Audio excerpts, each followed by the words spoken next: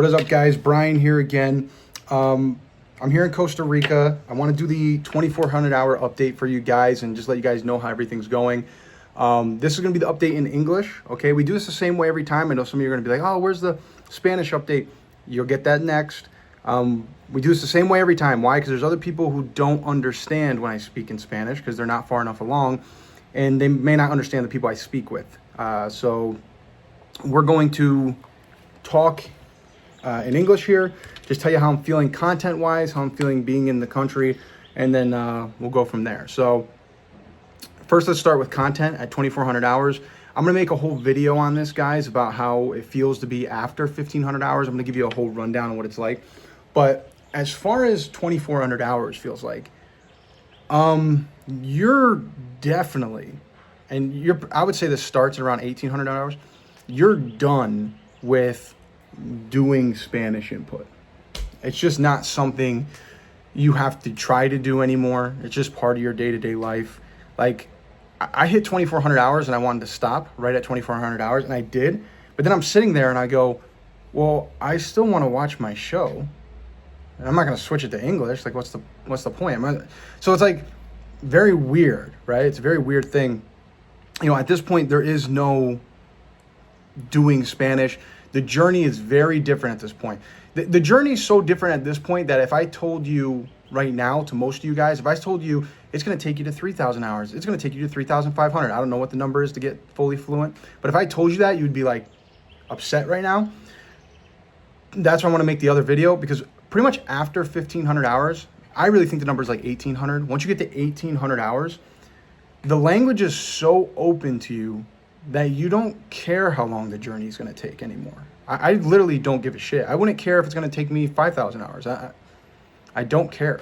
I'm fine with whatever it takes. I'll just keep going because it's just so easy at this point, and I enjoy it. It's easy. It's part of my life now.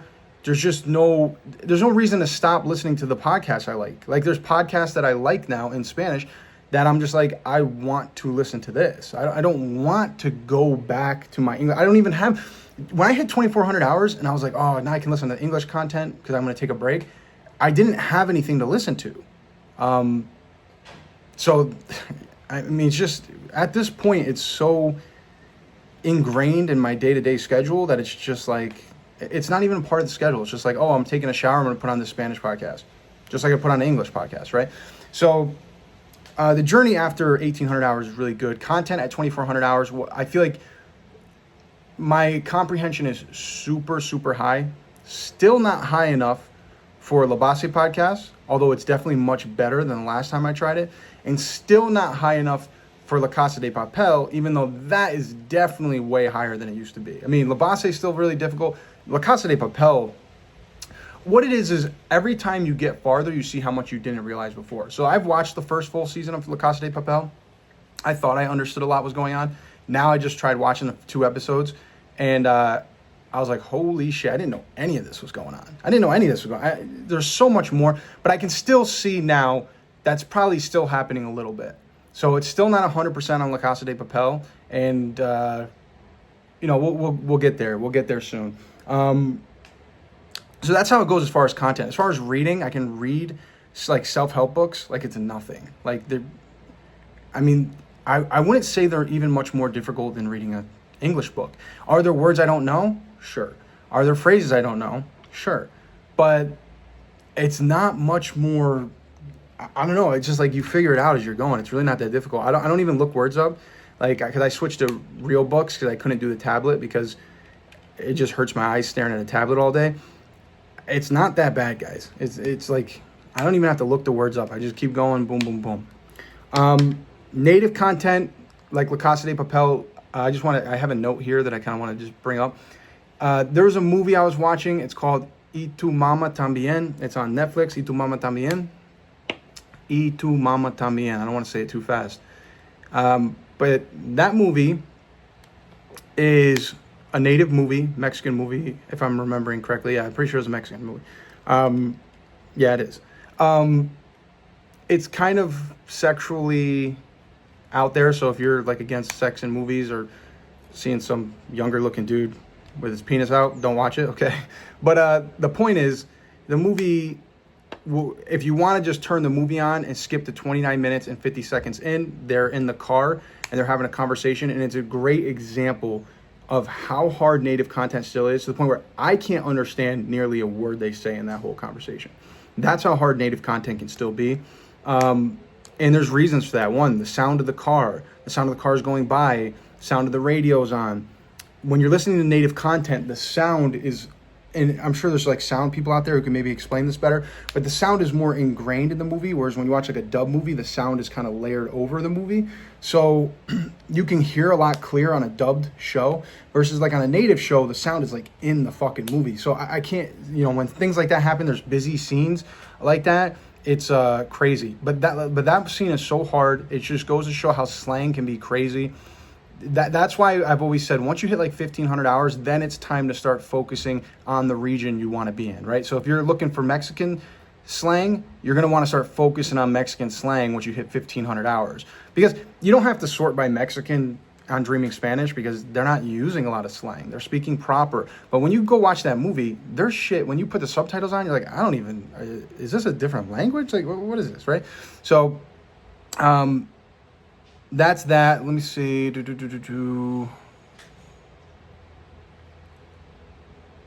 Okay. So yeah, so that's as far as content goes. As far as being here in the country, this is the fun part. It's awesome. There's still times when everybody starts rattling off super fast. You don't understand. It's very rare now, though, that someone who speaks directly to me, I won't understand. Whereas the last time, there's certain people with certain accents, certain voices, when they spoke, I couldn't really understand them. Now that's all but gone. It still happens sometimes because some people talk really shitty. It's just the way of life, I don't know why. And it still can be difficult, but I'm so confident now with like a one-on-one interaction. It's like crazy. I like talking to a guy in the line at KFC. Like I was in the line at KFC because I wanted to buy everybody KFC for the football game that was coming on here, and American football, of course. And the guy in line, I'm like, hey man, what does that thing on the menu say right there? And I'm talking to him in Spanish. He's just telling me everything. Like, it's just no problem at all, right? So day to day, I have no fear. I got like a new girl here that I'm like killing it with. I met her at the bar. She was just sitting alone. So, I don't know. There's no problem with the day-to-day Spanish going through. It's, again, not 100%. I don't know when it's going to be. I think maybe next time it'll be like right there. But as of right now, still not 100%. But yeah, like I no longer have a lack of confidence being anywhere, right? So anywhere I go, I have confidence that whoever speaks to me directly, I'm going to be able to communicate with them. As far as my speaking goes, still a little clunky. It's gotten better as the week's gone on.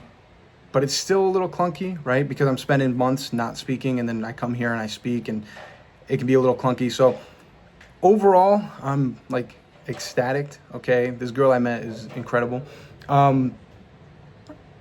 So this time, I don't know if I'm gonna go into the city and talk to a bunch of random people. I don't feel like doing that.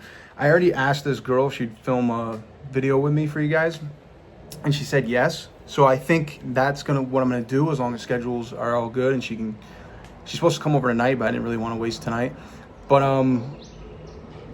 yeah, so we'll see. I'll definitely get a video of me speaking with people. I hope I don't have to go like walk up to strangers. I don't feel like doing that again. But I will if I can't get her. But if I can get her to do it, maybe I'll just have like a nice 10-minute conversation with her for you guys. So that's it. That's how I feel. The journey's amazing. That's the rundown. You're going to feel amazing at this point. Just keep going. Wherever you're at, just keep going. It gets better and better and better. And as you get farther along, the more you feel like you don't know. But the more you feel comfortable, the more you realize it's working, the more you're just like, I don't give a shit how long it takes. I'm just going to keep going because this is awesome. So adios, guys. We'll talk soon. I'll have the Spanish video out soon, and we'll go from there. Peace out, guys.